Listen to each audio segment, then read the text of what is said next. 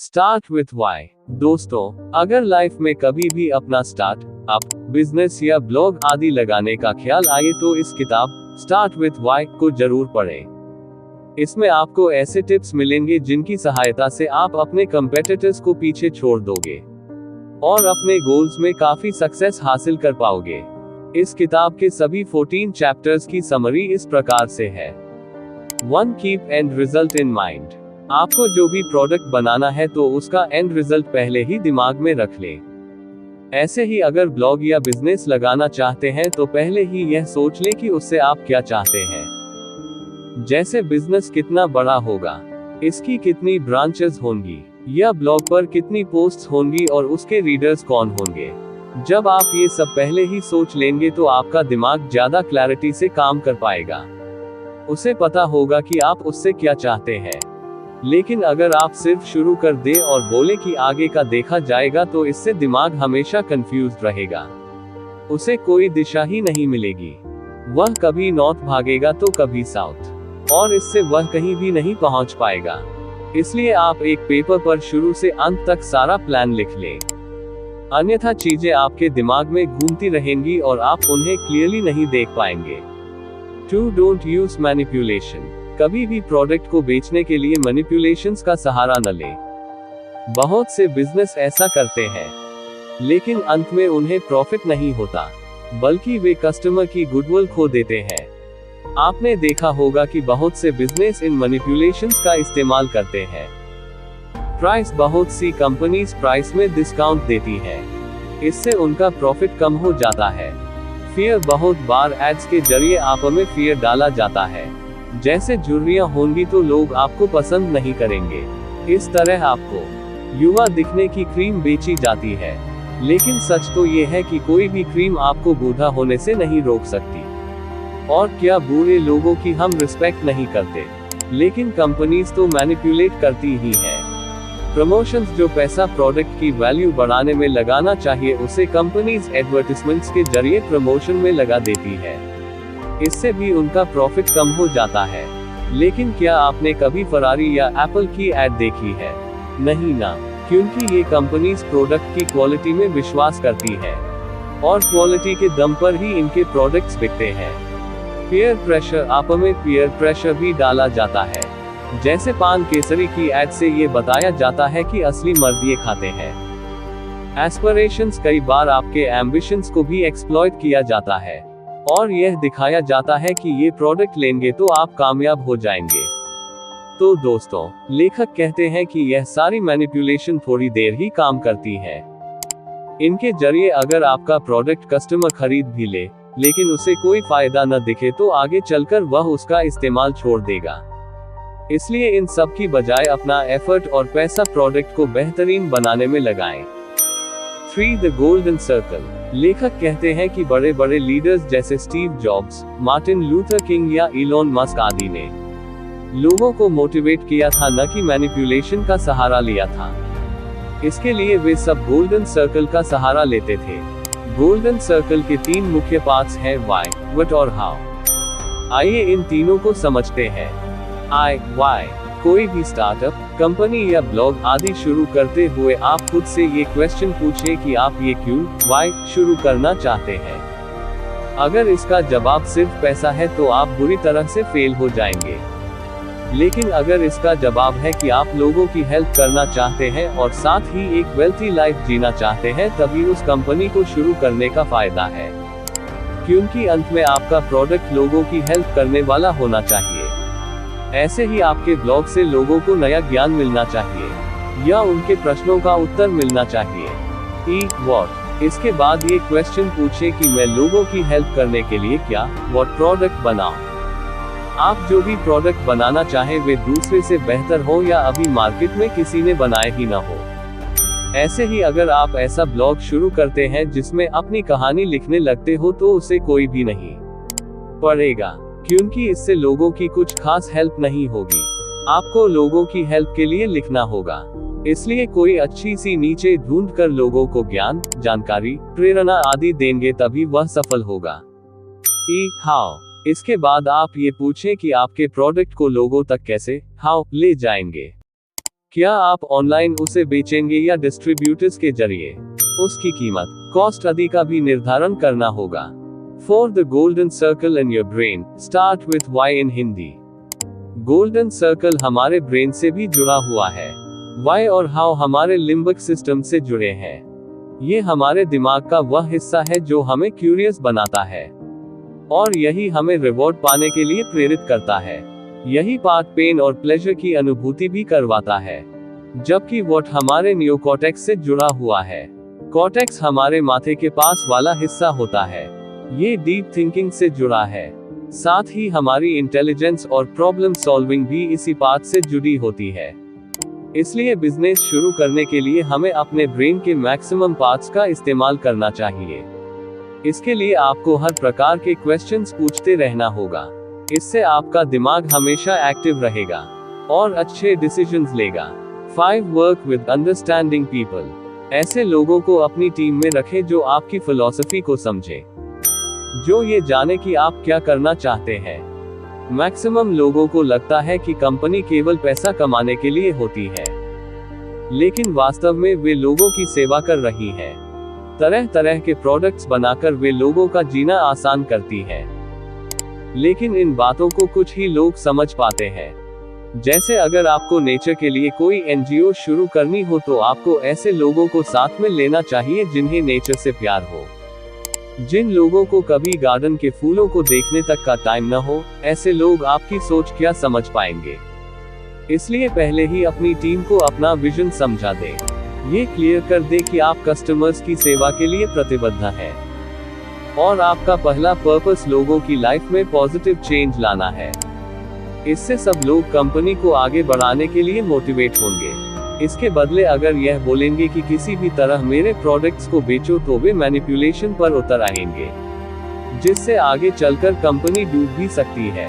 6 build trust with golden circle. दोस्तों, golden circle की तकनीक का इस्तेमाल करके आप लोगों का ट्रस्ट जीत सकते हो। जब भी कोई प्रोडक्ट बनाए तो वाई का इस्तेमाल करें। खुद से पूछे कि इस प्रोडक्ट को क्यों बनाया जाना चाहिए। जब स्टीव जॉब्स ने आईपॉड बनाया था तो उन्होंने भी खुद से पूछा था वाई आईपॉड। उन्होंने देखा कि लोगों को म्यूजिक सुनने के लिए बड़े बड़े कैसेट प्लेयर या डीवीडी प्लेयर आदि यूज करने पड़ते हैं। इन्हें वे हर कहीं लेकर नहीं घूम सकते। ये एक तरह की प्रॉब्लम थी। इसके सल्यूशन में उन्होंने सोचा कि अगर एक ऐसा इंस्ट्रूमेंट बनाया जाए जिसे लोग अपनी पॉकेट में लेकर घूम सके तो कितना अच्छा होगा। और इसी के साथ उनके दिमाग में आईपॉड बनाने का आइडिया आया, जिसे उन्होंने इस टैगलाइन के साथ बेचा था 1000 सॉन्ग्स इन योर पॉकेट। उनका आइडिया सुनते ही लोगों ने इसे हाथों हाथ ले लिया, क्योंकि अब वे कहीं भी म्यूजिक सुन सकते थे। अब उन्हें मेट्रो, मार्केट, ट्रेन और बस स्टेशंस आदि पर लाइन में लगकर बोर होने की जरूरत नहीं थी। 7 law of diffusion of innovations. इस भाग में लेखक प्रोफेसर एवरेट रॉजर्स द्वारा दिया गया एक लॉ डिस्कस करते हैं। इस लॉ को the law of diffusion of innovations कहा जाता है। आप एक बेल शेप कर्व की कल्पना करें, जो एक पहाड़ी की तरह भी दिखता है। इस कर्व के 5 हिस्से होते हैं, जो इस प्रकार से हैं। 1 एक्सट्रीम लेफ्ट 3%। इस भाग में इनोवेटर्स आते हैं। इनका प्रतिशत बहुत कम होता है। इन्हें आपका प्रोडक्ट एकदम समझ में आ जाता है। 2 अर्ली अडॉप्टर्स 14%। ये लोग आपके प्रोडक्ट को सबसे पहले खरीदते हैं। इस ग्रुप में रिच और अपर मिडिल क्लास के लोग आते हैं। इनके पास सरप्लस मनी होती है, और ये लाइफ में नई नई चीजें ट्राई करते रहते हैं। 3 द अर्ली मेजॉरिटी 34%। इसके बाद मिडिल क्लास आपका प्रोडक्ट खरीदने लगते हैं, क्योंकि उन्होंने अपर क्लास के पास ये प्रोडक्ट देखा होता है, और उन्हें इसकी वैल्यू भी समझ में आने लगती है। 4 द लेट मेजॉरिटी 34%। इसके बाद आम जनता भी आपका प्रोडक्ट लेने लगती है, क्योंकि अब आपके प्रोडक्ट का मार्केट में काफी प्रचार हो चुका होता है, और लोगों को ये पसंद आ रहा होता है। 5 लैगर्ड्स 16%। इन लोगों को आपका प्रोडक्ट बिल्कुल पसंद नहीं होता, और न ही ये कभी खरीदते हैं। आपको इन्हें कन्विंस करने की जरूरत नहीं है। तो दोस्तों, इस लॉ और इसके कर्व को समझकर आपको पता लग गया होगा कि लोग आपके प्रोडक्ट को किस तरह से खरीदते हैं। और कैसे धीरे धीरे आपकी सेल बढ़ती रहती है। 8 Bill Gates and political leaders. लेखक ने बिल गेट्स का एग्जाम्पल दिया है। वे कभी भी बहुत जोर जोर से नहीं बोलते हैं और देखने में शाय नजर आते हैं। वे एक मीडियम पेस के साथ बोलते हैं, लेकिन सुनने वाले उनके हर अगले शब्द का इंतजार करते हैं, क्योंकि उनके अंदर एक करिश्मा है और उन्होंने लोगों के ट्रस्ट को जीत लिया है। वे जब भी बोलते हैं तो लोगों को पता है कि कुछ नया बोलेंगे। लेकिन बहुत से पॉलिटिकल लीडर्स बेहद जोश से और जोर जोर से बोलते हैं। वे लोगों के अंदर ऊर्जा भर देते हैं, लेकिन यह ऊर्जा कुछ ही देर तक रहती है। अगर लीडर लोगों का ट्रस्ट नहीं जीत पाता तो लोग उसकी बातों को सिर्फ हवाबाजी मानने लगते हैं। लेकिन अगर लीडर अपने किए प्रॉमिसेस को पूरा भी कर देता है तो लोगों को उस पर ट्रस्ट हो जाता है और वे उसे अपना समर्थन देने लगते हैं। इसलिए आप बिल गेट्स जैसे शांत लीडर और पॉलिटिकल लीडर्स दोनों के गुणों को अपनी पर्सनालिटी में लाने की कोशिश करें। इससे आप लाइफ में बहुत तरक्की कर सकते हो। 9 क्रिएट योर मैसेज। अपनी कंपनी का जो मैसेज हो उसे हमेशा एम्फसाइज करते रहें। यह मैसेज आपकी स्पीच, पोस्टर्स, स्टेशनरी, बैग्स आदि में भी दिखना चाहिए। साथ ही हर एम्प्लॉय को भी वह मैसेज याद होना चाहिए और वे सब उसे आत्मसात करके उसके लिए ही काम करें। यह मैसेज बार बार हर जगह नजर आते रहने से लोगों को भी याद हो जाता है और वे बार बार आपके प्रोडक्ट को लेते रहेंगे। जैसे नाइक का मैसेज जस्ट डू इट आपको याद हो चुका है। यह मैसेज आपको मोटिवेट करता है कि जो भी आपका गोल है उसकी तरफ बिना डरे आगे बढ़ो। इसलिए आप भी अपनी कंपनी का मैसेज बना सकते हो जो लोगों को वैल्यू भी दे और आपकी कंपनी के विजन को भी परिलक्षित करे। 10 यूज इफेक्टिव सिंबल्स। दोस्तों, आप अपनी कंपनी या ब्लॉग के लोगो पर भी ध्यान दें। अपना लोगो ऐसा डिजाइन करवाएं कि वह आपके विजन का संदेश देता हो। सिंबल्स के पीछे बहुत बड़ी फिलॉसफी छुपी होती है, इसलिए बड़ी बड़ी कंपनीज बहुत ध्यान से लोगोस डिजाइन करवाती है। जैसे आपने Amazon का सिंबल देखा होगा, उसमें A से Z तक एक आर्क ज्वाइन किए रहती है, जिसका मतलब है कि हम A से लेकर Z तक सारे प्रोडक्ट्स बेचते हैं। और यह सच भी है। ऐसे ही नाइक का टिक मार्क वाला सिंबल बताता है कि यह जूते आपके लिए बेस्ट चॉइस है। कंपनी के सिंबल लोगों के दिमाग पर चढ़ जाते हैं और बहुत बार वे स्वतः ही उन्हें स्टेटस सिंबल से लिंक कर देते हैं। 11 डोंट फॉरगेट व्हाई। बहुत बार जब कंपनी प्रॉफिट कमाने लगती है तो अपने शुरुआती विजन भूल जाती है। उनका मेन मकसद पैसा कमाना हो जाता है। इससे वे कस्टमर की कदर करना छोड़ देते हैं, लेकिन इससे कस्टमर में डिसैटिस्फैक्शन फैलने लगता है और वे उस कंपनी को छोड़कर राइवल कंपनी के प्रोडक्ट्स लेना शुरू कर देते हैं। साथ ही फाउंडर कोई नया प्रोडक्ट बनाने के बारे में नहीं सोच पाते।